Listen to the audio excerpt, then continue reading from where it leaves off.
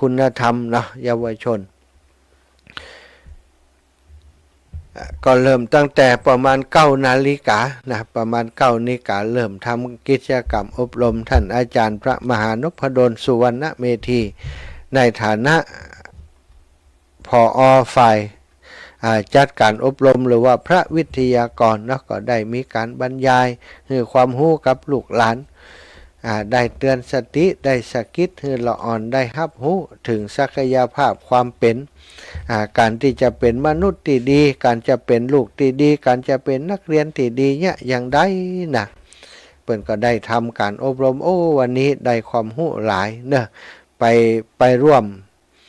เป็นพระวิทยากรโดยเปิ้นแต่ก็ไปฟังสิ่งที่ครูบาอาจารย์เปิ้นอู้กับเด็กๆสถานการอู้กับละอ่อนนี่บ่ใช่เรื่องง่ายนะการที่จะเอาละอ่อนให้นิ่งให้ฟังในสิ่งที่ครูบาอาจารย์นำเสนอนะปะบ่เหมือนกับอู้กับคนเฒ่าคนแก่ตะ เล่นกันพ้องอายังกันพ้องเนี่ยฉะนั้นต้องมีศาสตร์และศิลป์เนาะต้องยอมรับท่านอาจารย์ใหญ่ของเฮานี้เป็นผู้มีศิลปะในการนำเสนอที่ดีละอ่อนเงียบตั้งใจฟังมีสื่อให้ละอ่อนได้ดูยกตัวอย่างให้หันชัดเจนเนาะแต่เจ้าก็ได้ทายเป็นไลฟ์สดให้ศรัทธาญาติโยมที่มี Facebook ได้ติดตามอยู่อันนี้ก็เป็นการไปสร้างเบรกนะไปทำให้ละอ่อนได้หันความสำคัญของธรรมะที่จะมาเป็นตัวคอยเบรกชีวิตนะบ่ให้มันแล่นไปเร็วเกินไปบ่ให้มันแล่นไปตามกระแสของโลกกิเลสตัณหาต่างๆคอยห้ามคอยปรามมันไว้นะแล้วสิ่งที่มันมายั่วยุปัจจุบันนี้มันเยอะเหลือเกินสำหรับที่ลูกหลานเขาจะลุ่มหลงลงไปซะทะโดยเฉพาะเรื่องเกมเรื่องยาเสพติดต่างๆเรื่องเกมก็เป็นเรื่องที่สร้างความปวดเสียนเวียนเก้าให้กับผู้เป็นผู้ปกครองทั้งหลายเหมือนกันเด็กทุกวันนี้สมาธิสั้นบ่ค่อยเฮียนแต่ว่าไปเน้นหนักในเรื่องของการเล่นเกมก็อย่างกาไปนักเวลาพ่อแม่ห้ามพ่อแม่ด่าพ่อแม่สั่งสอนก็บ่ค่อยเอาถ้อยเอาคำบางคนนี่ถึงกับทำร้ายพ่อทำร้ายแม่ก็มีเพราะว่าถ้าติดเกมไปแล้วความก้าวร้าวของละอ่อนมันจะเยอะมันจะสูงมันจะเอาแต่สนุกสนานอย่างเดียวเปิ้นก็เลยมาสร้างระบบเบรกให้กับละอ่อนได้ศึกษาเข้าข่ายจริยธรรมเข้าข่ายคุณธรรมให้ละอ่อนเป็นคนติดตระหนักถึงหน้าที่ของตัวเองต่างๆเนาะก็เสร็จการประชุม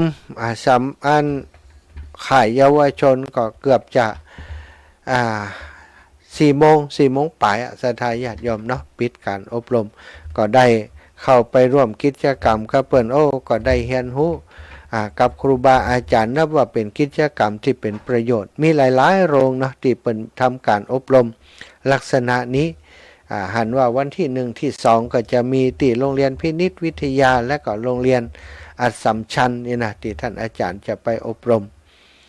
ก็เป็นโครงการที่ดีนะเติมพลังบริสุทธิ์ให้กับลูกกับหลานเพื่อละอ่อนได้มีจิตสำนึกในสิ่งที่ดีเป็นเด็กที่ดีเป็นลูกหลานที่ดีเป็นนักเรียนที่ดีต่อไปก็จะเป็นคนดีในอนาคตเป็นครูบาอาจารย์เป็นทหารตำรวจเป็นนายกเป็นอย่างต่างๆเนาะต่อไปโลกตั้งหน้าเป็นโลกของเขาถ้าลูกหลานเขามีคุณธรรมมีจริยธรรมที่ดีอนาคตตั้งหน้าก็เป็นความหวังของครอบครัวของบ้านของเมืองต่อไปศรัทธาญาติโยมก่อนที่จะเปิดสายเนาะมีงานของครูบาอาจารย์ที่เชียงใหม่นะพี่น้องที่ฟังรายการอยู่ตังวัดฝ่ายหินที่ฟังรายการอยู่ที่ตังวัดฝ่ายหินก็ดีตังลำปูนตังลำปูนตังเชียงใหม่พื้นที่ใกล้เคียงของอำเภอดอยหล่อ วันที่28ที่จะถึงนี้นะวันที่28ที่จะถึงนี้มีพิธีบรรจุหัวใจพระเจ้าที่วัดพรหมมงคลตาเลาะพรหมมงคลตาเลาะอำเภอดอยหล่อจังหวัดเชียงใหม่ซึ่งวัดพรหมมงคลนี้ท่านอาจารย์วันใหม่เนาะท่านอาจารย์วันใหม่ที่ มาก่อนเคยร่วมพัฒนากับพี่น้องบ้านเหล่าเป่าไปสร้างวัดที่วัดเหล่ามณฑาทิพย์ปัจจุบันที่วัดเหล่ามณฑาทิพย์มีครูบาอาจารย์เพิ่นไปอยู่แล้ว ท่านอาจารย์วันใหม่ก็ได้ไปช่วยเหลือพี่น้องศรัทธาญาติโยมวัดพรหมมงคลตาเลาะสร้างวัดใหม่สร้างวัดเป็นวัดที่วัดสร้างมาเมินและศรัทธาแต่ว่ายังบ่ได้สร้างในส่วนของโบสถ์ของวิหารอย่างกำเตื้อขณะนี้ได้มีการทำกำแพงเนาะสร้างกำแพงรอบวัดแล้วก็จะถมดินถมอย่างขึ้นมา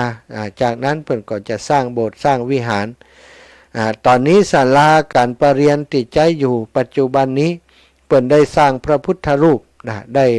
หล่อพระพุทธรูปองค์ใหม่ขึ้นมาเป็นพระประธานติศาลาหั่นซึ่งพิธีจะมีพิธีการบรรจุหัวใจพระเจ้าในวันที่28ที่จะถึงนี้เวลา 18 นาฬิกา 18:00 น.ก็ตอนค่ำตอนเย็นเนาะอาตมาภาพก็จะเดินทางไปร่วมกิจกรรมนี้เหมือนกันแต่ก็น่าจะอยู่บัดถึงเวลา 18 นาฬิกาเนาะก็คงจะไปช่วงของตอนกลางวันไปช่วยการช่วยงานแล้วตอนบ่ายเย็นก็จะเดินทางครับก็จะมีศรัทธาญาติโยมจากลำปางติดตามเดินทางไปโดยโยมน้องบุญธิราโยธาโยมแม่พัดวงพรหมสายครอบครัวญาติพี่น้องต่างบ้านหนองยางก็จะไปด้วยกันพี่น้องต่างเชียงใหม่เฮาเนอะไปอยู่ใกล้อยู่แถวปาซางก็ดีบ้านโฮงก็ดีสันปะตองจอมตองก็คิดว่าคงจะตั้งตารอคอยเนาะพิธีสำคัญนี้การบรรจุหัวใจพระเจ้าถ้าไผ่มีวัตถุมงคลค่าของดีต่างๆเอาไปร่วมบรรจุเป็นหัวใจพระเจ้าด้วยกันเนอะวันที่28ที่จะถึงแล้วก็ตอนนี้นะที่ลำปางของเฮารถ6กันนั้นเต็มไปแล้วปรากฏว่ามีคน ที่เกิน รถแต่ละกันเพื่อนเอา10 คน10 คนตอนนี้มีคนที่ตกค้างเนาะจะตัดเปิ่นออกก็อินดูตั้งใจไข่ไปโดยแล้วก็จำเป็นจะต้องพอลดฮือแหมกันเนาะการสุดท้ายนี้นะก็เป็นการที่7สถาแต่ว่าก็ขอพอละนะเป็นการสุดท้ายถ้าหลังจากนี้ไปก็คงบ่สามารถจะช่วยได้แล้วตอนนี้มีคนที่จะไปโดยสำหรับรถการสุดท้ายนี้ก็น่าจะพอดีละเนาะพอดีแล้วตะกี้นี่โซดมานี่แหมคนปอบปราโมทนนทมานนะครับปอประโมทนนทมานหรือว่าปอสมควรพี่น้องจากเมืองงาวมาทำงานอยู่ในเวียงลำปางของเฮาอยากจะไปแอลเตเปิลเอากาเสื้อมาฮือแล้วกาเสื้อกาอาหารเดี๋ยวจะเอาฮือแล้วการถจะเอามาฮือวันที่จะเดินทางว่าอันเนาะอย่างใดยังบ่แน่ใจแต่ว่าตั้งใจจะไปด้วยกันก็จำเป็นต้องฮับเปิ้นไว้แล้วก็มีบ้านใหม่ดอนไฟเนาะก็มีโยมน้องนงรักอันนั้นเปิ้นมีคนแหม3 คนแล้วก็มีคนที่เกินจากรถที่สายของพี่น้องบ้านนากวางนาฟานแหม1 คนอันนี้ก็คือจำเป็นจะต้องพอลดเพิ่มเพื่อเปิ้นแหมกัน1เนาะศรัทธาญาติโยมเนอะอันนี้เรื่องรถที่จะไปแอวทำบุญด้วยกันที่นครพนมมีหลายคนถามมาว่าอาจารย์เจ้าได้ไปแอวนี่อันใครได้เสื้อได้เปิ่นได้ก็อิน่ะที่เปิ่นได้ยินที่ท่านอาจารย์พระครูอภิวัตรนะได้แจ้งให้ทราบทุกเจ้าเปิ่นก็ใครได้ว่าอันเสื้อตัว199สถาได้ถามครูบาอาจารย์แล้วเปิ่นบอกว่าถ้าอยากจะได้ก็ได้กัดแต่ต้องสั่งก่อนสั่งก่อนหมายความว่าสั่งอย่างลำปางนี้ท่านอาจารย์เป็นมอบเพื่ออาตมาเป็นคนดูแลเรื่องนี้ถ้าศรัทธาอยากจะได้เสื้อได้เปิ้นอีนะบ่ได้ไปแต่ใครได้ ก็แจ้งบอกมาได้จะเอาไส้ใดมันมี L M แล้วก็ S นะใครตัวน้อยก็ตัว S นะน่าจะประมาณ M นี่กันเนาะศรัทธา มีเบอร์ L เบอร์ M เนี่ยศรัทธาถ้าไผอยากได้ก็แจ้งมาได้เนอะสำหรับคนที่ไปที่จะไปด้วยกันก็ต้องแจ้งมาก่อนเหมือนกันแล้วก็จะได้อาตมาจะได้รวบรวมชื่อและส่งให้กับครูบาอาจารย์ต่อไปวันพรุ่งนี้นะได้นัดหมายกับโยมน้องสมจิตอินทรวิจิตรนะบ้านฟ่อน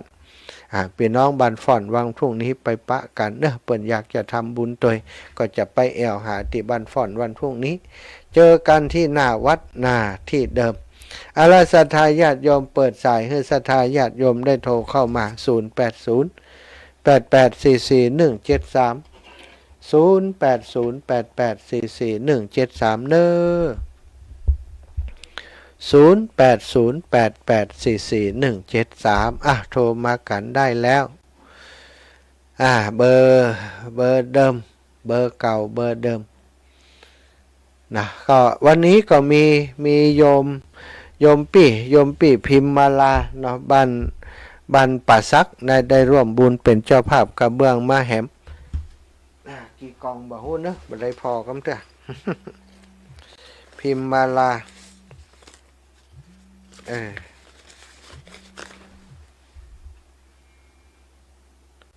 เจริญพรสวัสดีเจ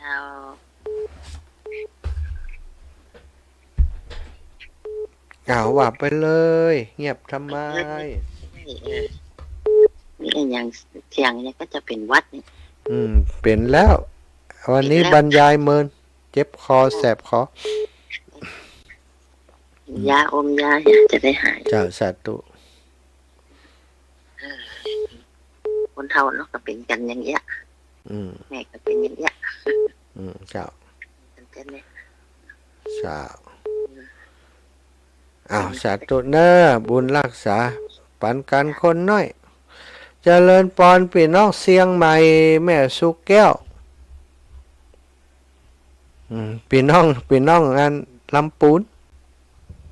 เจ้ากลับไว้สาเนอท่านพระมหาเจ้าได้ไหวพระตัวอยู่เด้อโอ้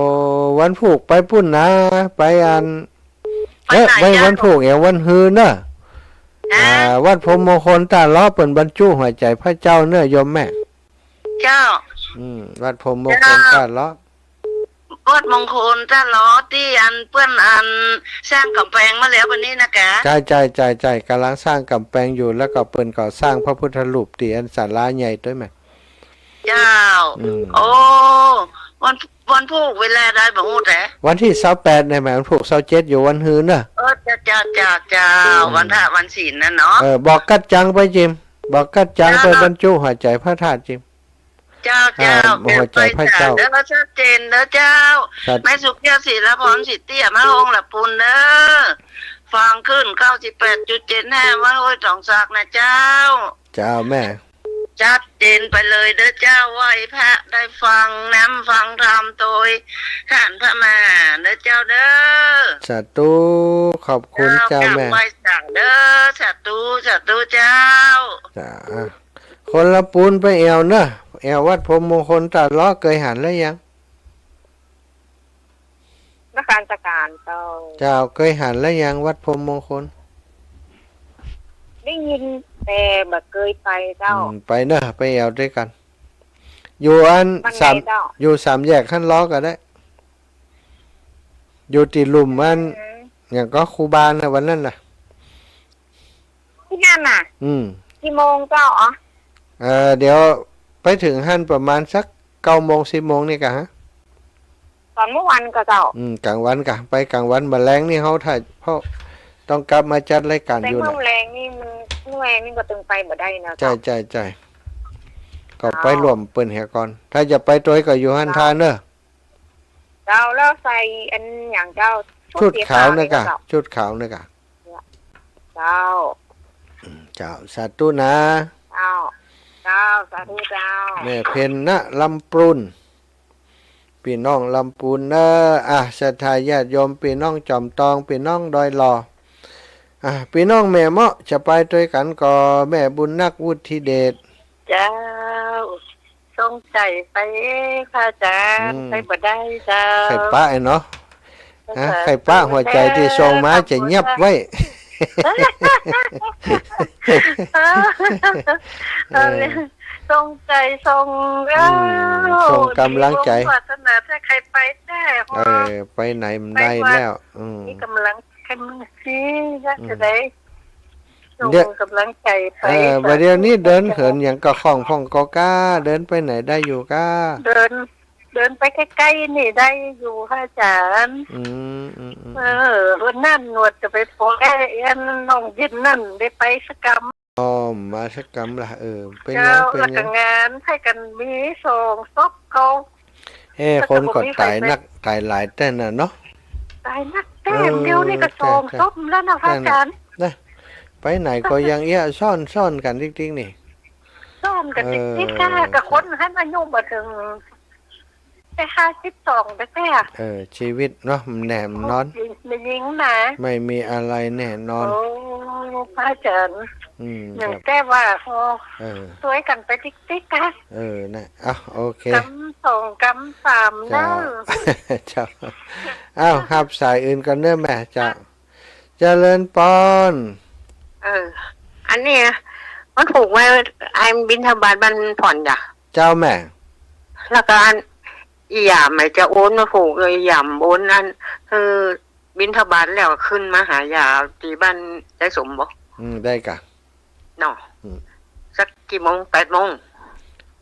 ถึงหันจะสัก8กันฮะแม่ น่ะ 7 โมงไป7 โมงไป 7 โมงไป7 โมงใหญ่ๆไปอยู่บ้านยะสมนะ เจ้าอย่า แล้วก็บินทบาทแล้วก็ขึ้นมาหายาเนึง เจ้า หยามโอนละ เจ้าได้กะอย่า เจ้า สาธุนายานะ เจ้า บุญรักษาเวลาหมดเวลาแล้วศรัทธาญาติโยมขอนำรายการจากลาศรัทธาไปด้วยเวลาเพียงเท่านี้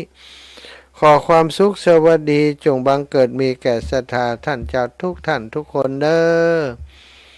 จัตตารโอธรรมาวัฏันติอายุวันโน